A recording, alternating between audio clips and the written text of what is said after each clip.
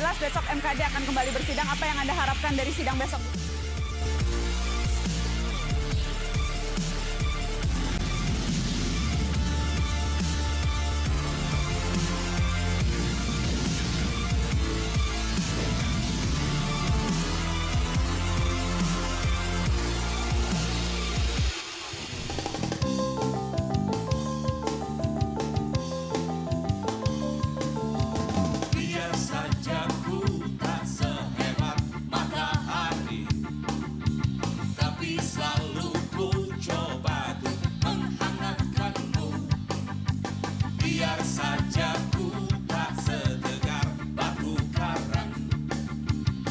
Selalu ku coba melindungimu, bertahankan kau demi kehormatan bangsa, bertahankan kau demi tumpah darah semua pahlawan-pahlawanku. Semua nyanyi, yo! Merah putih teruslah kau berkibar di ujung tiang tertinggi di Indonesiaku ini. Merah putih teruslah kau berkibar, ku akan selalu menjagamu. Kita sambut tuan rumah Mata Najwa. Najwa siap.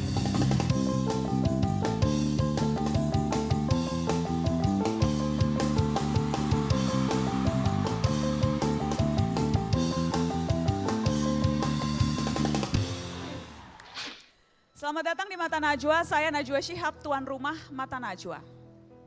Rezim demi rezim silih berganti, presiden demi presiden mengucap sumpah dan janji. Indonesia masih percaya dengan demokrasi yang dipraktekkan dengan berbagai variasi. Dari demokrasi terpimpin ala Soekarno, hingga demokrasi Pancasila versi Soeharto. Di tengah kisruh politik yang penuh kepentingan dan korupsi yang tak berkesudahan, bagaimana agar demokrasi tetap berarti bagi hidup sehari-hari? Inilah Mata Najwa.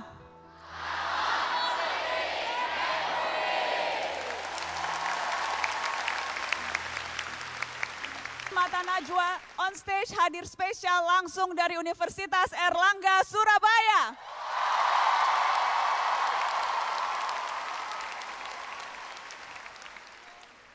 Karena spesial, maka topik dan tamu kita malam ini juga spesial. Mata Najwa kerap kali mengundang petinggi negeri ini. Sebutlah Presiden Habibie, Presiden Megawati, Presiden SBY, Presiden Jokowi. Tapi yang belum pernah hadir adalah rombongan kepresidenan Republik Sentilan Sentilun.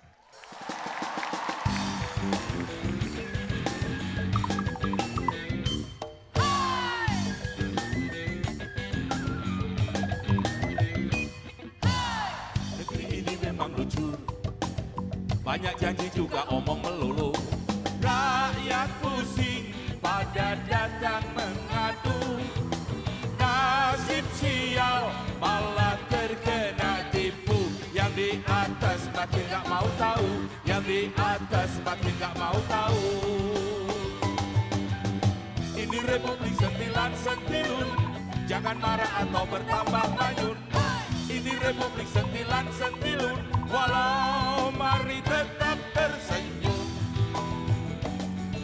Walau mari tetap tersenyum.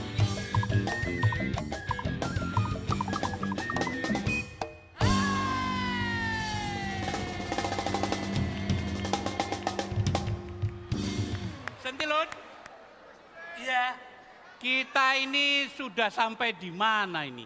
Orangnya kok banyak betul ini. Saudara tahu enggak? Ya.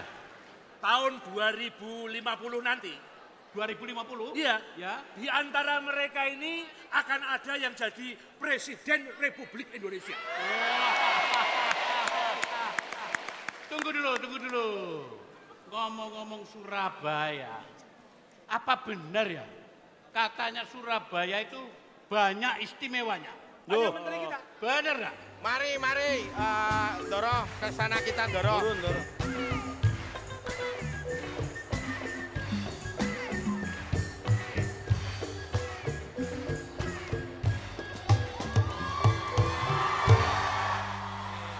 Dari negara kita, negara Republik Sentilan-Sentilun, Republik Indonesia itu negara asing, negara tetangga. Tapi di sini demokrasinya memang bagus. Iya bagus tapi berisik. Wah, Berisik gimana? namanya kan juga demokrasi. Yang gede diemong, yang kecil dikerasi. Oh,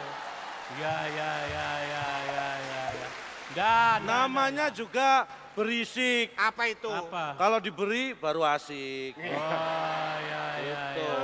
Tapi meskipun berisik ya, Ya. Menteri Senior, Menteri Junior, di Republik Indonesia ini masih banyak pemimpin-pemimpin yang baik. Betul.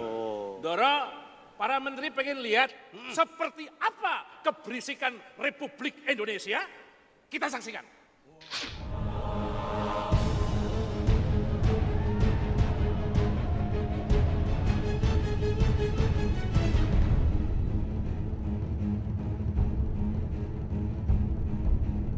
Pak Sudirman ini mau pinjam tangan ini biar kami yang mengerjakan niatnya beliau. Apa yang salah dengan pertemuan Bapak Setio Novanto ini? Saya hadir di sini tidak lain ingin memuliakan Dewan.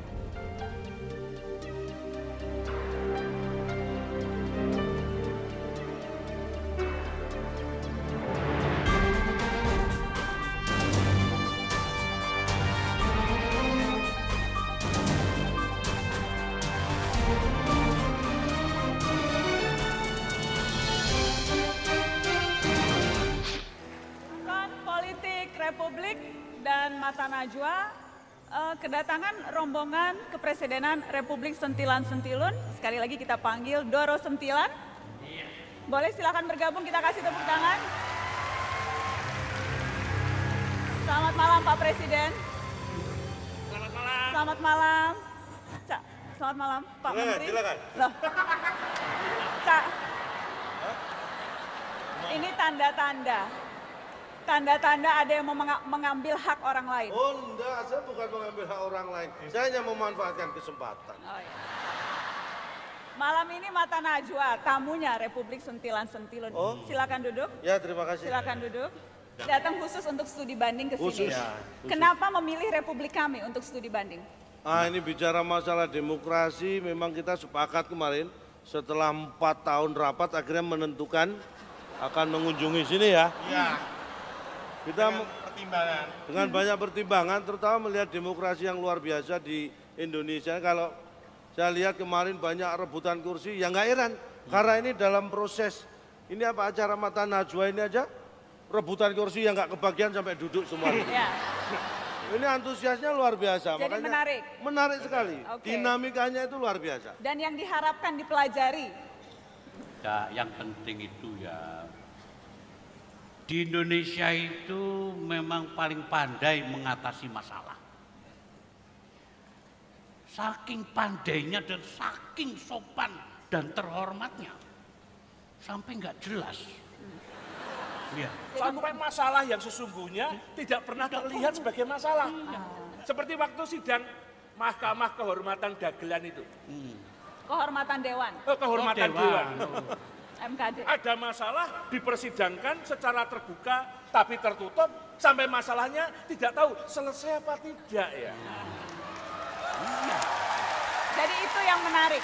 Iya. Karena studi banding berarti harus ada pejabat berwenang. Karena saya tidak punya wewenang untuk menceritakan apa yang sudah dilakukan atau masalah apa yang dihadapi negeri ini. Pemimpinnya yang akan kita hadirkan ada 2. Siapa? Dari eksekutif, pemimpin daerah yang sudah 2 periode menjabat. Yang satu lagi adalah perwakilan dari legislatif, wakil ketua DPR. Waduh. Boleh kita panggilkan? Ya. Boleh. Kita sambut Gubernur Jawa Timur Soekarwo dan wakil ketua DPR Fadlizon.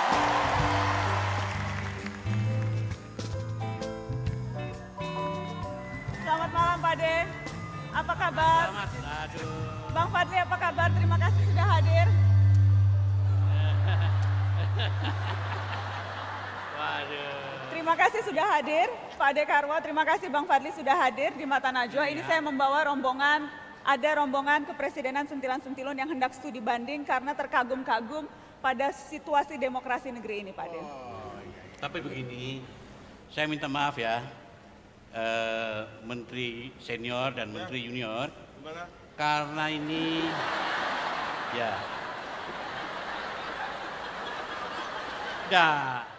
ini kita harus tahu diri, ya kan? Karena memang ini kelihatannya pembicaraan kelas tinggi, ya kan? Tinggi memang. Ya, jadi saya harap tolong ya cari alasan keluar lah gitu ya. Nah, cari alasan keluar, tapi kalau ini ya atau apa? Anu saja, Apa? Dora kan belum makan siang. Iya. Mumpung di Surabaya. Iya. Menteri Senior tolong majikan dibelikan rujak cingur. Oh, beres. Rujak cingur mau? Mau, Rujak Cak. Nana juga mau? Nana, mau, Cak. Mau. Beli rujak cingur ya? Kamu Dosa kamu. Iya, kamu. Nah iya sama saya, ayo cari rujak cingur. Kamu tahu rujak cingur sih? Alah, kalau kita nggak tahu, paling rujak cingur yang tahu kita. Sampean itu kok tadi dikenal sebagai penggemar cabai rawit. Pantesan panas.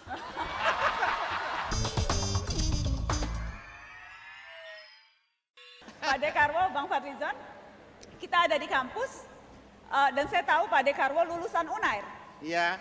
Fakultas Hukum UNAIR. Apa kenangan yang paling Pak De ingat soal berkuliah di UNAIR? Saya dulu orang tua saya pas-pasan dan saya Pas-pasan tuh apa? Kurus atau gimana? pas-pasan itu pendapatnya banyak tapi pendapatannya sedikit. Ya. Jadi hidup pas-pasan. Jadi pendapatnya banyak tapi pendapatannya sedikit. Kalau ngarep muni kere kok angel.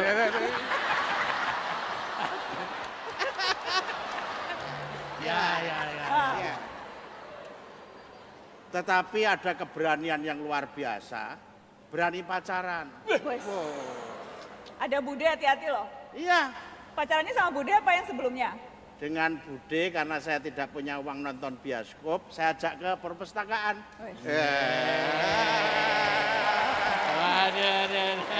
Oh, baru tahu kan perpustakaan itu tempat pacaran. Makanya kantornya Mas Fadlizon pengen bikin perpustakaan yang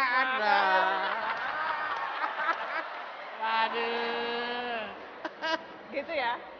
Gitu Pak De. Jadi kenangannya itu pacaran di sini. Ya. Pacaran.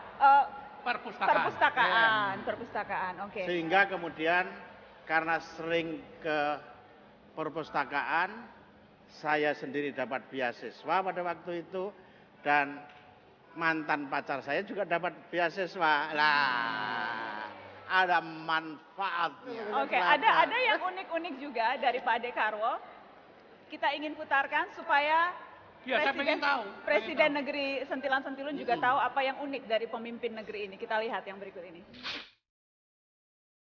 Panggilan akrabnya Pak Dekarwo. Gemar memasak, sejak muda hingga kini selalu menyempatkan memasak untuk sang istri. Tidak pernah mau dan tidak pernah suka masakan cepat saji. Hobinya makan lodeh pe dan tempe goreng. Tak pernah bersedia diajak menyanyi karena sadar diri suara sumbang. Pak Dekarwo mengibaratkan dirinya mengorok saja fals, apalagi menyanyi. Hobi olahraga voli. Setiap Jumat selalu bermain voli dengan staf-stafnya. Walaupun sudah menjadi seorang gubernur Jawa Timur, ternyata Pak Dekarwo juga pernah kecopetan. Jadi sekarang kapok tidak pernah bawa dompet lagi? Ini nggak bawa saya. Betul, nggak bawa Iya, dompet? nggak bawa, Coba diperiksa. Nggak bawa. Nggak bawa. Itu karena kapok kecopetan itu? Pak, antara ndak bawa dan ndak punya tuh beda loh. Iya, nggak bawa. Baru saya mau ngecek betul nggak bawa duit gubernur Jawa Timur. Nggak bawa. Atau kita mau tahu dulu apa yang unik-unik dari Bang Fadlizon. Bang Fadli lulusan di UI tapi saya tahu justru sastra Rusia. Sastra Rusia. Bermanfaat tidak sastra Rusia dengan pekerjaan sekarang? Bermanfaat ya. Bermanfaat? Karena saya banyak mengkaji sejarah Rusia, politik Rusia. Kan di sana juga waktu itu masih di zaman Uni Soviet ya. Jadi banyak etnik group, banyak agama dan sebagainya gitu. Jadi dan saya suka novel-novel Rusia sebenarnya. Dan itu kalau dibandingkan dengan apa yang terjadi di parlemen sekarang? Iya banyak. Jauh? Ya banyak manfaat lah. Tapi S2 saya ekonomi. Oke. Ada yang unik-unik juga dari Bang Fadlizon. Kita lihat yang berikut ini. Fadlizon, penggila cabai rawit super pedas. Makan apapun harus disertai cabai. Misal, sepotong martabak telur bisa dimakan dengan minimal 5 cabai rawit. Sangat rapi dalam hal dokumentasi. Segala hal disimpan mulai dari tiket pertama pergi ke luar negeri sampai surat-surat sahabat pena sejak masa muda. Masih terkait dokumentasi, kemanapun pergi selalu ada fotografer yang mendokumentasikan setiap aktivitasnya. Dan semua foto tersimpan rapi, disusun setiap hari. Kolektor keris. Tak cukup hanya mengoleksi, akhir-akhir ini bahkan sampai belajar membuat keris. Seorang ayah yang takut dan patuh pada anak, terutama anak bungsu. Kapanpun si bungsu menelpon atau mengajak pergi, selalu ia turuti.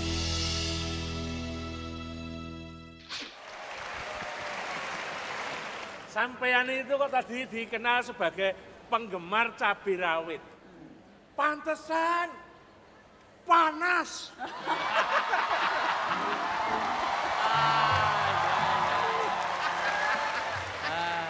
Aku cuma bilang panas loh. Aku nggak berani bilang cangkemmu panas, nggak berani.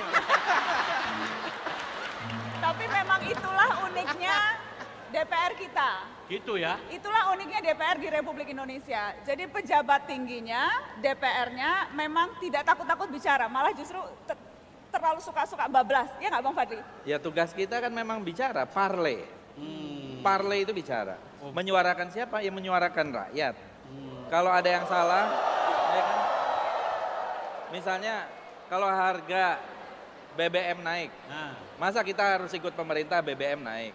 DPR itu perwakilan yang milih jelas, yang memilih ada rakyatnya dan sebagainya. Jadi kalau ketuanya minta saham, parle enggak?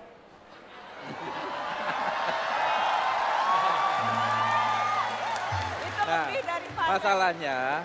masalahnya di DPR itu orangnya macam-macam, dari berbagai macam partai politik, dari berbagai latar belakang, dari berbagai segala macam. Jadi tergantung semuanya pada individunya. Pertanggungjawabannya itu pertanggungjawaban individu. Oke. Bang Fadli, tapi yang jelas sekarang Bang Fadli merasa sendiri tidak? Kan kemana-mana kan biasanya ada Pak Setia Novanto, ada Pak Fahri Hamzah. Kan Pak Setia Novanto sudah mundur. Pak Fahri Hamzah dimundurkan. Kemarin libur. Dimundurkan, walaupun belum mau mundur. Bang Fadli merasa agak kangen-kangen gitu? Ya begini, kalau saya itu, kalau sama kawan itu, kalau kawan benar, ya kita bela. Salah pun kalau kita tidak bisa membela, ya lebih bagus diam saja. Yang paling penting itu ikut aturan gitu. Kan hidup kita ini cuma sebentar, ya. Dan juga apa sih yang mau dipertaruhkan? Kata Schiller, ya, Schillernya selalu dikutip oleh Bung Hatta. Hidup yang tak dipertaruhkan tak akan pernah bisa dimenangkan. Wow. Jadi sekarang sedang bertaruh. Apapun yang dilakukan bertaruh. Setiap hari ya begitu. Setiap hari hidup kita ya mempertaruhkan. Mempertaruhkan, gitu ya. pertarungan. Iya. Saya mau ke Pak Dekarwo. Berisik, politik berisik, demokrasi berisik. Anda melihatnya sebagai politisi, bukan sebagai gubernur. Sehat atau tidak? Demokrasi itu dari rakyat untuk rakyat. Kalau untuknya tadi tidak jelas, maka berisik. Darinya dari rakyat. Maka ketidaksabaran kita kemudian dari dan untuknya diperpendek, suara terbanyak adalah menang. Tapi kalau rumah sakit jiwa menur, pasiennya 400, dokternya 35, suara terbanyak menang, itu yang menjadi kepala rumah sakit orang sakit jiwa. Ya. Jadi analoginya, artinya demokrasi itu nilai, etika, sopan santun, tenggang rasa.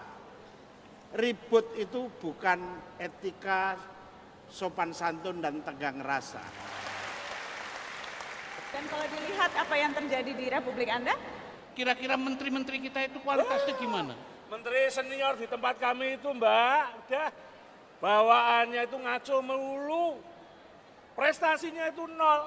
Makanya kami bawa ke sini itu supaya bisa ngerti apa yang terjadi dan bisa belajar di Republik Indonesia. Menteri cuma senior. gede badannya doang. Ya toh? Ininya nggak ada.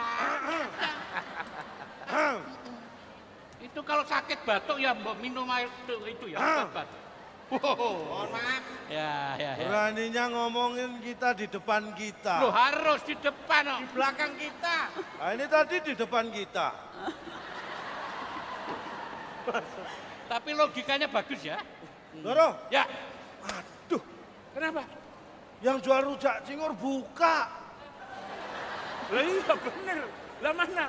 Jadi nggak ada gitu Ndoro rujak cingur. Nihil. Nggak ada? Nggak ada. Hati loh, kamu jangan sembrono loh. Jangan sekali-sekali mengkhianati cuma disuruh rujak cingur aja nggak bisa. Kamu bisa di reshuffle loh. Oh, alhamdulillah.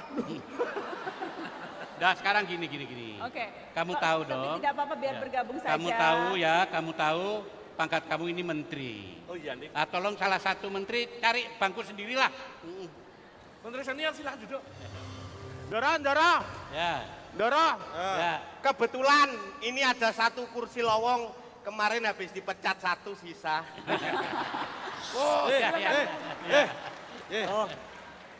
Kamu kalau ngomong itu jangan kenceng-kenceng. Kenapa? Temennya Mas Fadlizon.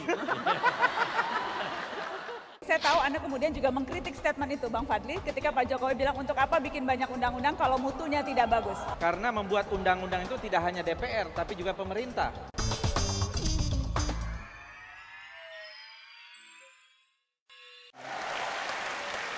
Pak Dekarwo, ada bisik-bisik kemarin. Sekarang Pilkada Jakarta lagi banyak dibicarakan orang. Salah satunya dari Partai Demokrat ketika itu mengatakan mungkin saja calon Partai Demokrat Pak Dekarwo.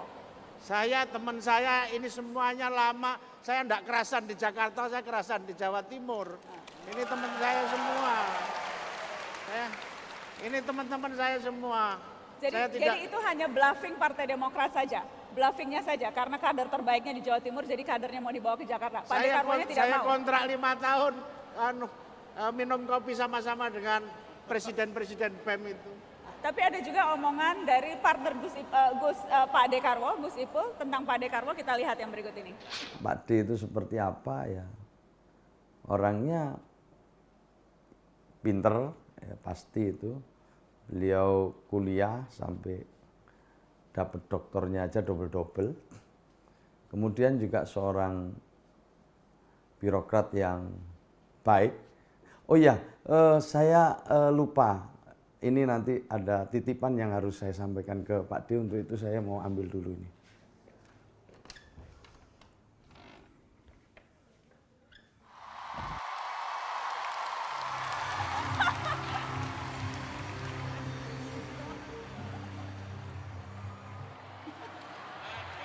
Bawa apa ini Gus Ipul?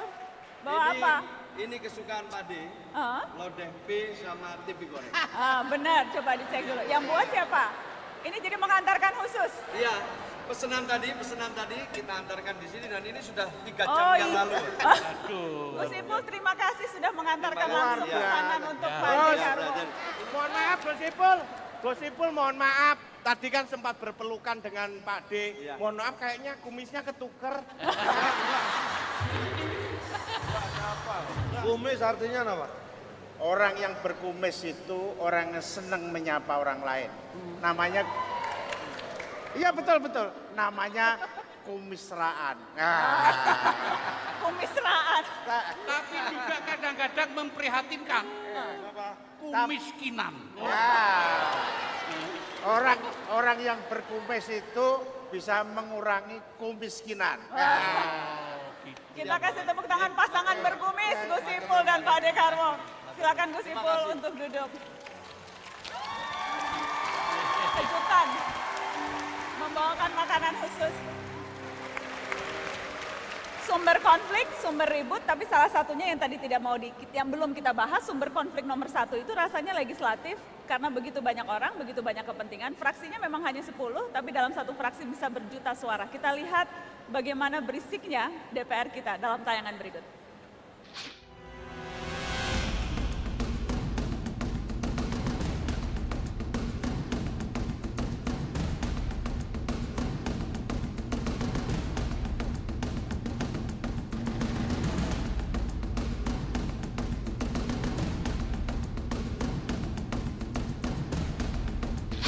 DPR, nggak usahlah produksi undang-undang terlalu banyak. 3 setahun cukup, 5 ya cukup, tapi kualitasnya yang betul-betul baik, bukan kuantitinya. Untuk apa? DPR berisik, bahkan terakhir ada statement Pak Jokowi yang saya tahu Anda kemudian juga mengkritik statement itu, Bang Fadli, ketika Pak Jokowi bilang untuk apa bikin banyak undang-undang kalau mutunya tidak bagus. Kenapa saya mengkritik statement dari Pak Jokowi itu? Karena membuat undang-undang itu tidak hanya DPR, tapi juga pemerintah. Usulan pemerintah saja ada 13. Bagaimana Pak Jokowi bilang hanya 4 atau 5? Logikanya di mana? Ya kan? Matematikanya itu tidak ketemu. Karena pembicaraan itu ada usulan dari pemerintah, ada usulan dari DPR. Kemudian ada delegasi pemerintah, delegasi DPR duduk bersama-sama menentukan jumlah undang-undang yang mau dibahas. Jadi itu bukan kemauan DPR. Jadi bukan salah DPR kalau undang-undangnya tidak seproduktif yang sudah disepakati. Saya sependapat dengan Pak Jokowi. Dan mutunya jauh dari berkualitas. Saya sependapat dengan Pak Jokowi bahwa undang-undang itu harus berkualitas. Dan memang harus ada undang-undang yang memang belum ada, harus diadakan. Misalnya kemarin undang-undang soal disabilitas, penyandang cacat disabilitas. Belum ada pengaturan undang-undangnya, kemudian kita buat. Sehingga ada keberpihakan kepada belasan juta rakyat Indonesia yang kebetulan penyandang disabilitas atau cacat. Ya. Jadi kita buat seperti itu. Nah, itu usul inisiatif dari DPR. Nah, pemerintah seperti sekarang tax amnesty. Karena diburu-buru pemerintah, kemudian kami yang diburu-buru di DPR untuk menyelesaikan tax amnesty karena pemerintah. Tapi ketua Anda setuju loh Bang Fadli? Ketua DPR setuju dan bahkan membuat rapat bamus sendiri yang Anda kemudian protes. Kita ingin. Jadi DPR-nya sendiri tidak kompak? Betul. DPR ini memang harusnya mengawasi pemerintah, bukan pelayan pemerintah, tapi melayani rakyat, kan gitu harusnya. Jadi jangan apa-apa yang datang dari pemerintah dengan cepat, kemudian langsung dilayani seperti itu. Kita harus kaji dulu, tax amnesty ini betul-betul menguntungkan rakyat atau tidak gitu. Jangan sampai ini hanya menguntungkan konglomerat yang naruh uangnya di luar negeri dan selama ini mengemplang pajak gitu. Ini Bung Fadli. Setuju tidak negeri tetangga melihat? Setuju, tapi sepertinya perlu ada pendapat bandingan. Tadi teman kita ada ketemu di pesawat siapa tadi ya? Anggota DPR juga. Akbar yang lain, bukan Akbar saya teleponnya aja gimana? Oke, Akbar memanggil Akbar. Oh, nggih. Pak, itu kan teleponmu. Lah iya. Halo Pak Akbar Faisal. Halo. Tunggu teman-teman ngopi di sini ya. Lo neng di iki? Ya di sini Pak Akbar di UNER. Belok kanan ada danau. Danaunya lagi banjir ya itu. Ya. Masuk. Ya masuk. Ya udah masuk. Sudah, kita kasih tepuk tangan. Anggota DPR Akbar Faisal. Bang Akbar. Oh ini, lewat danau banjirnya. Ya. Selamat datang. Mas. Ya. Yang telepon tadi siapa ya? Maaf, salah sambung Pak. Bang Akbar, terima kasih sudah hadir. Kita kasih tepuk tangan Akbar Faisal. Bang Akbar, kita bicara soal DPR dan tadi diingatkan, rasanya tidak fair kalau DPR hanya satu dari Partai Gerindra yang kita tahu memang kencang terhadap Presiden Jokowi. Karenanya kita undang anggota partai pendukung pemerintah Partai Nasdem Akbar Faisal. Tadi Bang Fadli katakan logika matematika Presiden Jokowi tidak tepat ketika mengkritik DPR. Menurut saya harus ada yang seperti Pak Fadlison, Pak yang lain-lain teman-teman. Yang lain-lain itu siapa ya kira-kira? Gerindra yang Gerindra. oposan, saya katakan oposan. Karena kata Rendra, kalau saya nggak salah di Sajak Sebatang Lisong 1972, dia katakan sesekali keluarlah dari rumahmu untuk melihat lubang-lubang yang tidak kau lihat dari dalam rumahmu. Wah. Jadi bagi saya pribadi ya wajar saja. Pertanyaannya adalah apakah logika yang dibangun dari kritik itu bisa diterima. Ketika berbicara tentang DPR, maka dengan sangat menyesal dan saya selalu mengatakan di depan publik, banyak bagian yang tidak logis dari apa yang kami perdebatkan di DPR. Anda mengakui? Di hadapan Republik tetangga Anda mengakui? Menurut saya mengakui sesuatu yang memang harus diperbaiki bukanlah sesuatu kehinaan. Ini Dero, penting. Penting ya. Self kritik. Itu kita belajar banget dari Republik Indonesia. Oh gitu ya. Ya. Keren kalau ada wakil rakyat berani membaca dirinya dengan jujur itu. Bagus atau jeleknya partai politik tergantung juga orangnya. Sekarang lebih banyak yang jahat yang baik, Bang Fadli? Ya kita nilai aja. Yang di Senayan itu kan terpilih karena terbanyak, bukan terbaik.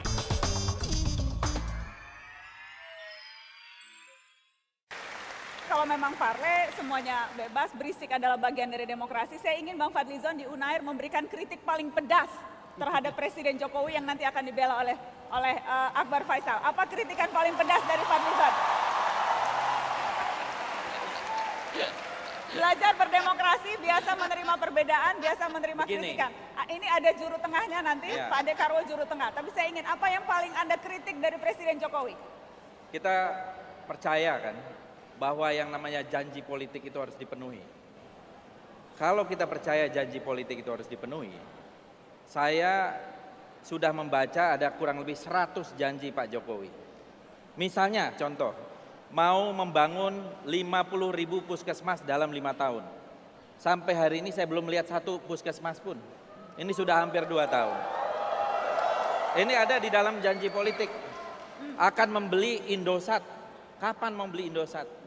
Akan membuat Pertamina lebih hebat dari Petronas. Bagaimana caranya? Itu ada lagi, itu baru 3 yang saya sebut. Masih ada 97 lagi, nanti Anda bisa 2 jam semua. lagi. Anda hafal 100? Saya hafal. Hafal? Luar biasa. Dan cinta sudah pada dibukukan. Jokowi. Sudah dibukukan. Oke. Jadi menurut Anda banyak janji yang tidak ditepati? Ya sampai sejauh ini kita ingin Presiden menepati janjinya, karena kalau kita menepati janjinya pasti yang untung rakyat kan. Dan kalau rakyat bahagia ya kita juga senang, pasti kita Baik, demokrasi yang berisik, lakon politik tidak apa-apa. Kritik itu katanya paling pedas, walaupun saya tahu dia menyimpan banyak kritik yang lebih pedas lagi, Bang Fadli biasanya. Bang Akbar Faisal.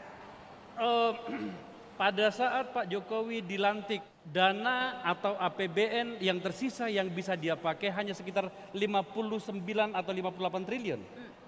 Dia perubahan itu.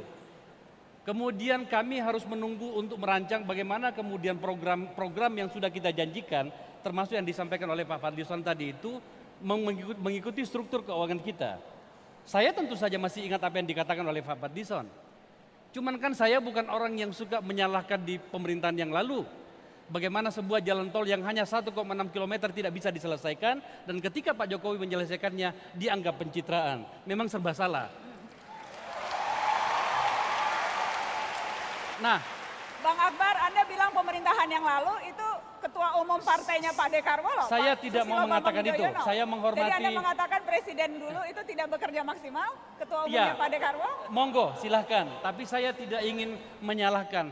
Cuman kemudian jangan juga kami dipaksa untuk berbicara apa yang tidak ingin kami katakan. Kita biarkanlah kita menyelesaikan apa yang harus kita lakukan. Janji-janji Pak Jokowi tidak dilupakan. Sambil kami harus menyelesaikan apa yang harus diselesaikan pada yang lalu-lalu. Saya tidak mengatakan pemerintahan yang lalu loh. Saya mengatakan pada yang lalu-lalu. Oke, Dan kalau begitu saya saja yang mengatakan. Oh bisa saja, ada banyak yang harus kita selesaikan bahkan sebelum Pak SBY berkuasa, bahkan sebelum Pak Habibie berkuasa. Banyak hal yang harus kita selesaikan. Calon Tong.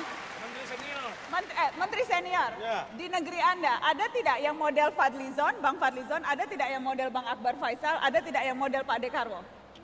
Kalau di negeri saya itu ada 4 orang. Mbak Nana sebenarnya sudah lihat sendiri. Kalau secara fisik, kayaknya nggak ada yang mirip beliau bertiga. Pemikirannya, Kalau gayanya? pemikiran, kayaknya ini mirip sama dengan Bang Fadlizon ini. Makanya saya sebagai menteri senior, junior tuh nggak pernah akur. Saya walaupun saya baik sama dia ya, tapi saya Presiden berantem terus sama ini. Apa kok dia? Beliau. Jubir negeri sentilan-sentilun mau tidak menjadi jubirnya DPR? Saya? Oh nanti pasti mau. Kalau saya sudah dipecat oleh majikan saya yang mulia ini. Saya akan ke Indonesia menjadi juru bicara. Juru bicara? Ya. Akan sanggup menjadi juru bicara DPR? Oh pasti akan menyesatkan. Kalau sekarang memang kurang sesat? Oh, fokus. Selalu berpikir tuh fokus untuk kepentingan partainya.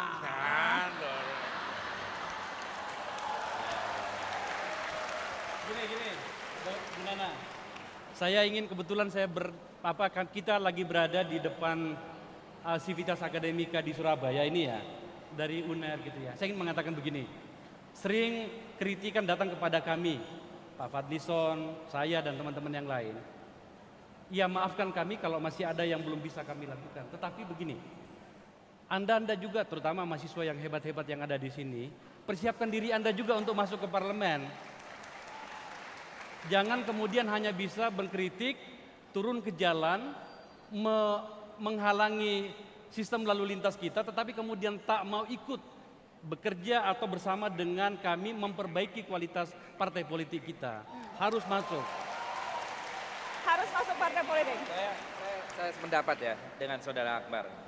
Karena tidak ada demokrasi tanpa partai politik. Gitu ya. Jadi bagus atau jeleknya partai politik tergantung juga orangnya. Semakin banyak orang baik masuk di dalam partai politik, politik kita semakin baik. Semakin banyak orang jahat yang masuk di dalam partai politik, maka politik kita juga menjadi jahat gitu. Sekarang lebih banyak yang jahat yang baik, Bang Fadli? Ya kita nilai aja, silakan masyarakat yang menilai. Menilainya itu sebetulnya mudah. Yang di Senayan itu kan terpilih karena terbanyak, bukan terbaik. Saya ingin kita dengarkan ada satu lagu yang menggambarkan bagaimana ruwetnya politik negeri ini. Kita kasih sambutan Pua Etnika sekali lagi.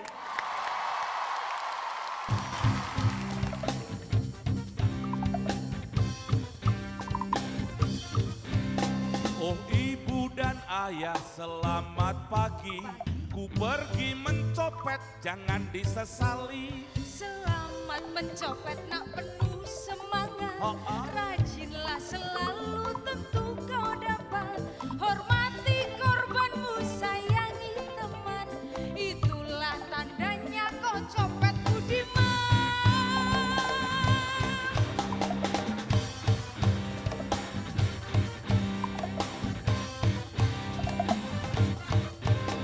Oh ibu dan ayah selamat sore, ku baru pulang kerja ngemis jadi kere. Selamat datang anakku punya semangat, ngemislah selalu tentu kau dapat. Hormati yang kasih hadiah beneran, itulah tandanya kau kere budiman.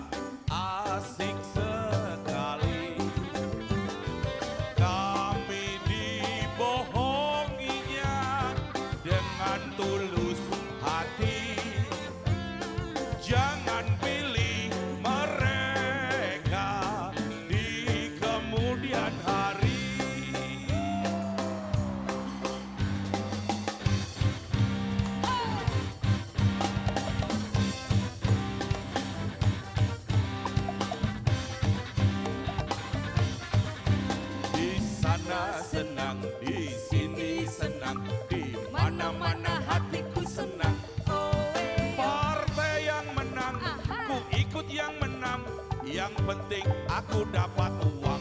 La la la la la la la la la la la la la la la la.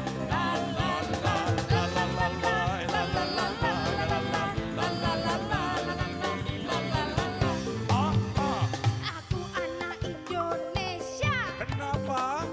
Jahat dan bejat. Kenapa? Karena papa memberi. Memberi apa? Hasil uang korupsi. Bola. Papa jahat, rajin mengumpat.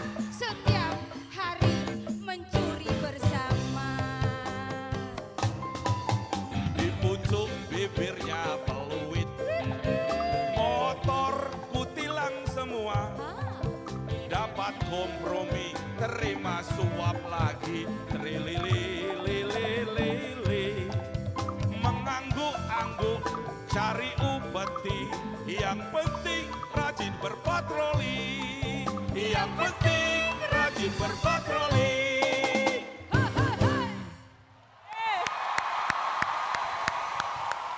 Bang Fadli mendoakan supaya Gubernur Jakarta memakai rompi oranye. Dia memang sudah harusnya memakai rompi oranye. Doa itu mendoakan yang baik-baik. Lah kok sampean mendoakan orang supaya kayak baju oranye?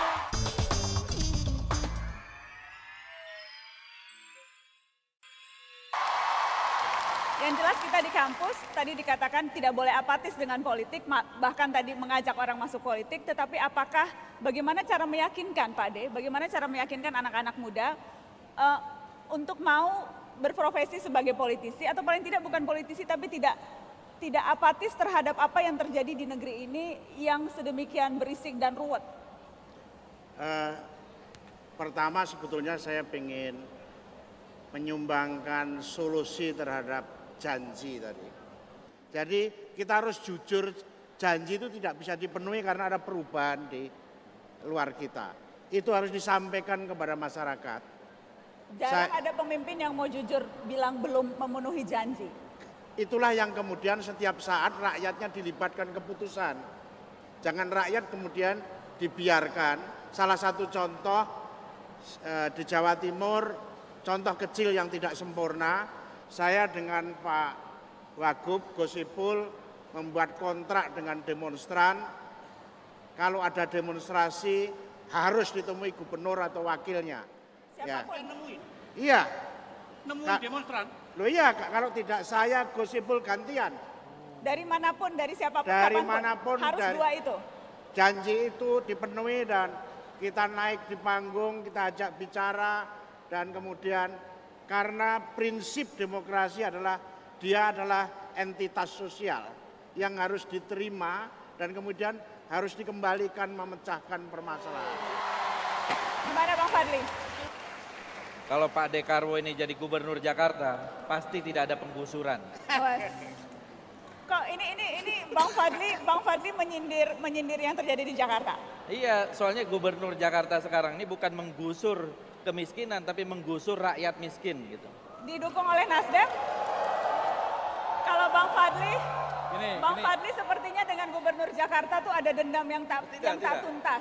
Karena saya menarik, sebentar. Bang Fadli, saya kaget ketika kemarin saya membaca Bang Fadli mendoakan supaya gubernur Jakarta memakai rompi oranye. Begini. Anda mendoakan gubernur Jakarta?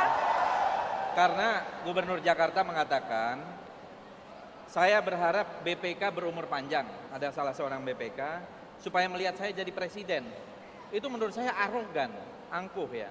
Nah saya mengatakan, kenapa dan saya punya kalau orang mau jadi presiden boleh dong? Pak Prabowo bolak-balik mau jadi presiden. Saya punya keyakinan dalam kasus sumber waras itu, yang bersangkutan itu harus mempertanggungjawabkan itu sebagai tindakan korupsi. Jadi Anda mendoakan gubernur Jakarta untuk menjadi tersangka KPK? Sebenarnya saya tidak mendoakan, dia memang sudah harusnya memakai rompi oranye.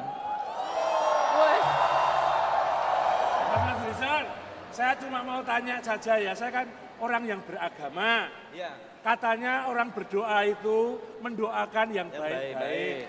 Lah kok sampean mendoakan orang supaya kayak baju oranye? Jadi begini, kutipan yang benar, saya bilang kita mendoakan supaya kita semua berumur panjang, itu sebetulnya. Tapi yang namanya mendoakan itu kan sesuai kapasitas. Maksudnya? Kalau orangnya baik, mendoakan orang baik. Itu loh. Jadi maksudnya jadi Bang Fadli nggak baik. Apa? Maksud jangan menghina pimpinan negara lain dong. Ini negara tetangga masa menghina. Sesuai kapasitas. Kalau kapasitas orang baik, mendoakan orang lain menjadi baik. Kalau mendoakan orang lain tidak baik, mungkin orang itu sadar bahwa saya sendiri juga belum baik. Begitu loh. Gini. Ya, sebentar. Saya tidak pernah mengatakan mendoakan, sebenarnya kita mendoakan supaya kita semua berumur panjang, itu kalimat Tapi pembukaan. ada lanjutannya, berumur panjang agar bisa melihat Ahok pakai rompi oranye. Karena saya punya kepercayaan. Begini ya, sebentar. Banyak orang yang tidak tahu keadilan ya. Sebagai contoh, apakah sebenarnya kita kebetulan di kampus ini rektor yang lalu ada masalah dengan KPK, ya. Tapi menurut saya diperlakukan tidak adil, ya, tidak seperti yang lain. Saya melihat ini tidak adil. Bang gitu. Fadli, ini isu sensitif, yang belum selesai. Gini. Ya. Sebentar Bang, ini contoh betapa indahnya demokrasi dan betapa ributnya. Berisiknya seperti ini. Bagaimana? Ada dua hal. Saya yakin Pak Fadlison sahabatku keliru mengatakan itu tadi. Saya yakin. Ya. Enggak. Saya yakin apa bahasa Bugisnya, saya orang Bugis. Slip of the tongue. Saya yakin itu. Tidak slip Nggak of apa-apa. the tongue, diulang-ulang. Kalau slip of the tongue itu sekali kemudian sadar. Saya Ini tidak sadar. ingin. Bukan salah kan Bang? Memang Kita sadar ini mengatakan boleh itu. berpendapat ya. Dan kita tentu mempertanggungjawabkan apa yang kita katakan pendapat kita. Siap mempertanggungjawabkan. Baik. Gini. Oke. Kalau begitu saya hadapi dengan apa yang Pak Fadlison inginkan. Menurut saya, Anda berlebihan kalau kemudian mengatakan, mendoakan seperti yang dikatakan tadi oleh Sentilun, mengatakan semoga cepat menggunakan baju KPK. oranye. Rompi oranye. Pak Ahok tidak akan menggunakan itu sebab dia benar dalam kasus ini gitu. Oke. Yang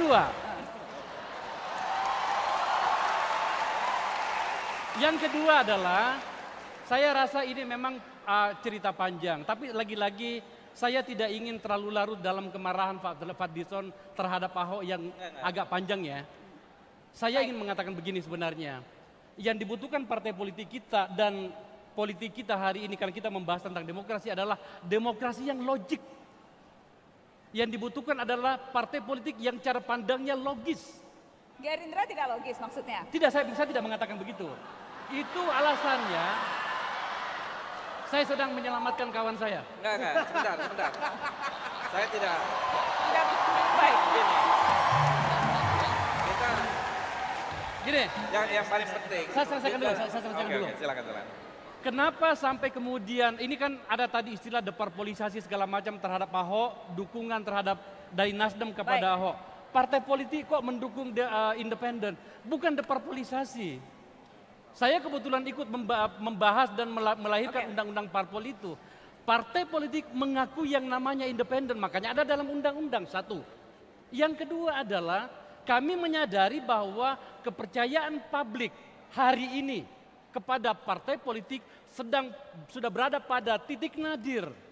Kami ingin memberikan pengakuan itu. Bahasa saya di ruang publik adalah, kalau memang kami adalah saya, Pak Fadlison misalnya, kalau memang kami harus melukai diri kami untuk menjadi, luka itu berubah menjadi serum untuk memperbaiki kepercayaan publik terhadap partai politik, kenapa tidak? Itu yang saya maksud gitu. Ya, saya sependapat ya. Yang terakhir ini saya sependapat. Tapi tidak ada kemarahan di sini. Sependapat Ahok tidak bersalah? Iya, kalau itu saya berkawan baik. Jangan lupa. Sebentar. Jangan lupa. Yang mendukung dulu Pak Jokowi dengan Ahok itu adalah dari kami, dari Partai Gerindra. Saya tim kampanyenya, ya. Dan kami yang mendukung. Jangan salah itu. Nah, dan pada waktu itu juga kita berharap ada perubahan. Jadi tidak ada masalah. Kalau berbeda pendapat ya itulah demokrasi. Kalau kita tidak mau berbeda pendapat ya kita tidak usah berdemokrasi. Tapi Anda sependapat partai politik sekarang berada di titik nadir, makanya jangan heran anak muda tidak mau berpolitik, Tapi, orang tidak bukan percaya pada bukan partai berarti, politik, betul. karena perilaku politisi-politisi, Bang Fadli. Ya, saya sependapat. Partai politik sekarang ini mendapat kurang percaya dari masyarakat. Saya sependapat. Oleh karena itu harus memperbaiki. Dan ini adalah otokritik. Tetapi tidak ada demokrasi tanpa partai politik. Itu yang perlu digarisbawahi. Pak Dekarwo sampai menangis, Anda menggunakan sentimen itu untuk membenarkan rencana revisi Undang-Undang KPK. Ada beberapa poin yang harus kita atasi di situ. Ada beberapa poin yang Pendapat partai politik sekarang berada di titik nadir, makanya jangan heran anak muda tidak mau berpolitik, Tapi, orang tidak bukan percaya pada bukan partai berarti, politik, betul. karena perilaku politisi-politisi, Bang Fadli. Ya, saya sependapat. Partai politik sekarang ini mendapat kurang percaya dari masyarakat. Saya sependapat. Oleh karena itu harus memperbaiki. Dan ini adalah otokritik. Tetapi tidak ada demokrasi tanpa partai politik. Itu yang perlu digarisbawahi. Gitu. Tidak ada demokrasi tanpa partai politik. Politisi dari Demokrat? Enggak, saya menyampaikan sebagai orang Jawa Timur. Nah. Ya. Anyep ini. Langsung adem, kalau Pak Ade ngomong langsung adem. Pertama, semua proses baik itu politik maupun yang lain, letakkan hukum menjadi bagian solusi. Kasus seperti yang guru saya yang saya hormati, Pak Paseh, Mantan Rektor UNAIN? dia orang baik, dia tidak.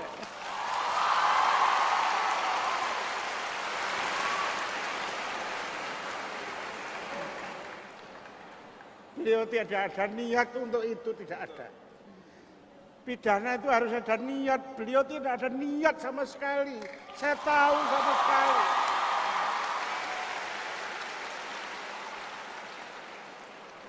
Maka saya pengen politik meluruskan hukum adalah menjadi panglima. Hukum harus menjadi panglima. Bagaimana tidak ada niat baik kemudian dia disalahkan. Niat buruk? Iya. Pak Ade dekat, tadi Pak Ade mengatakan guru, Pak Ade dekat secara personal. Saya dekat dan saya tahu persis orang itu, beliau itu sangat jujur. Pak Paseh itu orang jujur, tidak akan mikir diri, mikir untuk mahasiswanya dia.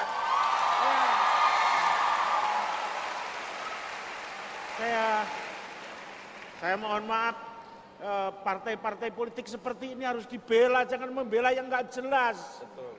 Ya ini harus dibela, harus disuarakan. Hukum adalah panglima menyelesaikan berbagai permasalahan yang ada. Ini Pak Dekarwo, saya bisa merasakan sebagai orang Jawa Timur ya. Saya 4 tahun tugas di kota ini dan saya agak mengenal Pak Fasi ya. Tapi apa yang Bapak katakan tadi begini Pak, saya terima. Saya yakin juga Pak Fadlison menerima, kami di partai politik akan memperbaiki keadaan. Saya mohon izin, terpaksa harus mengatakannya. Sebenarnya bagian semangat dari revisi undang-undang KPK yang pernah digulirkan di parlemen dan kemudian mendapat penolakan dari sebagian orang termasuk mungkin warga Surabaya, itu untuk menghindarkan kesalahan-kesalahan yang tidak perlu seperti barangkali kemungkinan yang bisa menimpa Pak Fasi. Ada 4 poin sebenarnya di situ, Mbak Nana. Kenapa kemudian kita harus hati-hati betul? Tapi kan rakyat Indonesia tidak menginginkannya, ya sudah. Nah, Pak Gubernur, Pak Dekarwo, tentu saja saya di Komisi 3, saya akan mencoba melihat apa yang terjadi pada Pak Fasi. Ya, kalau kemudian, kan beliau ditersangkakan semenjak bulan berapa ya? Baru, kalau tidak salah belum bulan lalu. Nah, berapa? 2 bulan lalu ya? Iya, satu bulan yang lalu. Kalau kemudian ternyata sampai 1-2 bulan ke depan, ternyata kasusnya Pak Fasi ternyata tidak juga dibawa ke pengadilan, maka kita bertanya, ada apa sebenarnya? Itulah alasannya kita mau dulu merevisi Undang-Undang KPK, salah satunya adalah posisi yang namanya SP3. Jangan sampai ada orang yang ditersangkakan, tetapi kemudian tidak terbukti dan kemudian berpanjang-panjang. Banyak orang, ada beberapa orang yang tersangka 1 tahun. Saya khawatir Anda menggunakan sentimen, saya khawatir Anda menggunakan argumen itu, sentimen itu, karena kita ada di Surabaya, di UNER, Pak Dekarwo sampai menangis, Anda menggunakan sentimen itu untuk membenarkan rencana revisi Undang-Undang KPK. Karena itu sesuatu sesuatu yang lain. Enggak. Dengan segala hormat kepada Sudah. Sivitas Akademika Saya di jawab. UNAR, Saya dengan jawab. segala hormat kepada Saya Pak Dekarwo, tidak- tapi saya tidak- revisi Undang-Undang KPK saya adalah paham. sesuatu yang berbeda. Saya paham. Yang kemudian juga Gerindra menolak untuk itu. Saya paham. Saya paham. Saya tidak lagi menggunakan poin ini untuk mencari poin. Beliau sudah ditersangkakan dan revisi itu sudah ditolak oleh Presiden. Nggak ada gunanya lagi. Saya cuma ingin mengatakan bahwa sebenarnya revisi itu tidak segala-galanya untuk mencederai pemberantasan korupsi itu. Oke. Bukan itu sebenarnya. Kalau kemudian ada yang mencoba menghalangi pemberantasan korupsi, orang tahu di mana posisi saya sebagai personal anggota DPR. Sampai hari ini kasus Senturi saya masih pertanyakan kok. Dan yang lain-lain. Jadi Mbak Nana saya menjawab itu. Yang ingin saya katakan adalah sebenarnya ada beberapa poin yang harus kita atasi di situ, ada beberapa poin yang kita harus perbaiki di situ, agar kemudian Pak Karwo tidak lagi menangis di tempat ini. Bisa saja beliau benar. Kalau beliau salah dan air matanya kemudian tidak ada gunanya dan memang Pak Fasih ternyata memang melanggar, mau apa lagi? Tapi bagaimana kalau ternyata air matanya Pak Karwo ternyata benar adanya bahwa tidak ada apa-apa yang mengenai Pak Fasih? Siapa yang harus bertanggung jawab dengan itu? Ayo kita tanya pada diri kita masing-masing. Saya ingin menambahkan poin bahwa itulah tadi yang saya katakan, hukum ini harus punya standar. Jadi apa yang terjadi pada Pak Fasih itu menurut saya ketidakadilan karena standarnya yang berbeda, gitu ya. Jadi ada standar terhadap A begini, standar terhadap B begini, standar terhadap C. Hukum itu harusnya tidak boleh double standar, itu intinya. Oke. Kalau di negeri saya ya, kalau di negeri saya itu sebetulnya azas hukum itu punya teman. Temannya itu adalah azas manfaat dan ada azas keadilan. Dia tidak berdiri sendiri hukum itu. Hukum itu harus punya perasaan untuk keadilan dan punya perasaan untuk manfaatnya apa. Kan begitu. Gara, Hoi. urusan perasaan itu nanti diselesaikan di Republik kita sendiri. Oh gitu. Kita kan studi banding. Seto. Jangan baper, Doro, jangan baper. Bukan. Loh, gubernur komisi sakmene kok nangis kan. Jadi ya toh. Ya, karena baper. Ya tapi pikir telepon mau ya. Tapi itu berarti pemimpin sejati itu yang tidak khawatir dianggap cengeng karena meneteskan air mata karena terharu. Enggak. Oke. Saya cuma mau menggarisbawahi. Pak, terus-terusan baper, Pak. Negara ini udah nggak punya perasaan. Harus, Pak. Hukumnya wajib. Kita datang ke negara yang 250 juta dan masalahnya lebih banyak daripada jumlah penduduknya.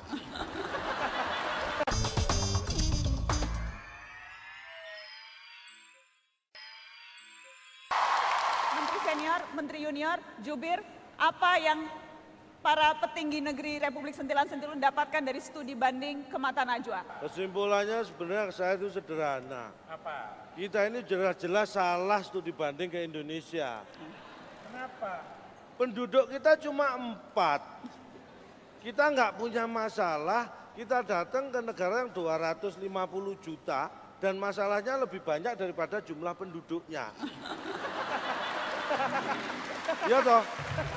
Lah terus kita ini kesini tuh mau belajar apa? Kalau toh tidak belajar, yang saya simpulkan Menteri Senior, nanti kita segera menyelenggarakan pertukaran politisi.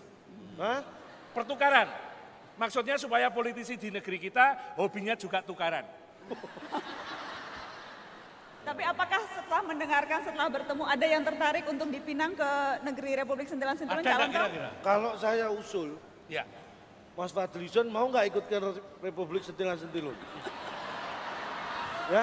Sebagai apa, Cak? Harus jelas dulu Kita sebagai apa? butuh satu aja yang gitu. Buat apa? Selama ini kita kan nggak pernah kesel di Republik Sentilan Sentilun.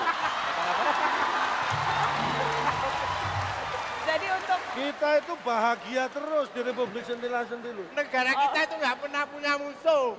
Kita cuma butuh tukang kritik. Kan tadi disampaikan Mas Faisal, kalau punya rumah kadang-kadang harus keluar rumah untuk melihat rumah ini bagian mana yang bolong. Lah kita ini berempat kan males keluar rumah.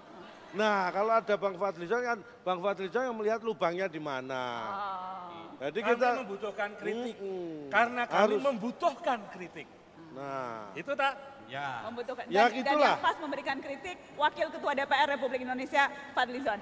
Penutup, Pak Dekarwo, Bang Fadlizon, Bang Akbar Faisal, penutup. Berisik, tetapi saya ingin mengulang pertanyaan saya, karena rasanya belum lega kalau belum mendengar, saya belum cukup teryakinkan bahwa keberisikan, keributan yang terjadi di negeri ini, itu tidak akan membawa manfaat yang lebih besar. Dan apa yang akan membuat kita tetap akan bisa terus optimis di tengah keributan ini? Saya sependapat tentang keributan itu tidak akan membawa manfaat buat masyarakat. Ya. Karena keributan itu menghasilkan ketidakpastian terhadap harapan kita ke depan menjadi lebih baik. Tapi kita tetap bisa optimis karena apa? Singkat-singkat saja. Sering dilakukan pertemuan, komunikasi, dan etikat baik. Itu yang menjadi Ya. kunci. Kita kasih tepuk tangan Gubernur Jawa Timur Soekarwo. Etikat baik. Bisakah kami mendapatkan itikat baik yang sama dari anggota parlemen, Wakil Ketua DPR yang terhormat Bang Fadlizon, Bang Akbar Faisal? Saya Singkat yakin saja. bahwa kita ini bekerja untuk kepentingan nasional ya, untuk kepentingan bangsa. Kalau pemerintah ini mempunyai program yang baik, pasti kami dukung. Kalau ada yang salah, tentu kita perlu koreksi. Jadi kalau yang baik harus kita dukung, yang salah kita koreksi. Jadi ini adalah satu positioning yang rasional. Jadi kalaupun ada perbedaan-perbedaan pendapat, selama hakikatnya untuk kepentingan nasional, saya kira tidak ada masalah. Ini yang perlu kita garis bawahi. Baik, terima kasih Wakil Ketua DPR Fadlizon, terima kasih sudah hadir di Mata Najwa. Bang Akbar Faisal, apa yang membuat kita bisa yakin tetap optimis di tengah kegaduhan ini? 2500 tahun yang lalu Socrates mengatakan begini, berdiskusilah kau terus menerus, maka engkau akan mencapai puncak-puncak kebudayaan. Bagi saya pribadi, perdebatan yang kemudian diterjemahkan oleh Mata Najwa sebagai keributan apapun itu adalah proses menuju pada sebuah titik di mana kemudian kita mencapai puncak-puncak kebudayaan itu. Bahwa kemudian ada yang menggunakannya dengan cara yang selebor, ada kemudian yang menggunakannya dengan cara yang berlebihan, biarkanlah kemudian mereka-mereka yang menempatkan orang-orang seperti kami ini, yang kita sebut dengan mandat, mereka akan mencabutnya kembali kalau kami menggunakannya secara berlebihan.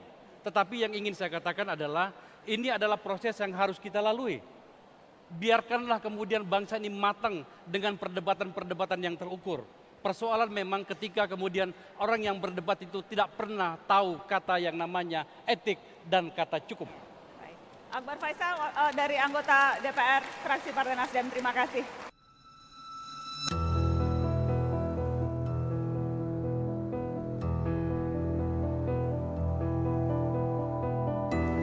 Walau politik mensyaratkan ada yang kalah dan menang, demokrasi akan tetap menjaga semua kepentingan.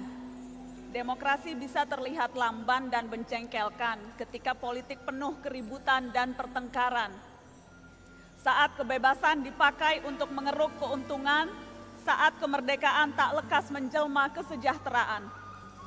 Ketika hak berbicara dipakai menghujat sesama, ketika hak berserikat dipakai untuk menggilas yang berbeda. Kejahatan dan pembiaran jelas ada di mana-mana, tapi orang baik tak pernah habis di tanah air kita. Kebaikan akan selalu memancarkan inspirasi, selalu ada orang hebat yang bekerja tanpa henti. Demokrasi memang bukan sistem yang sempurna karena kesempurnaan hanya ada di surga. Demokrasi adalah ruang terbuka yang hidup dan dihidupkan oleh warga, dan itu adalah usaha Anda, ikhtiar saya, dan kerja kita semua. Terima kasih sudah menyaksikan Mata Najwa on Stage spesial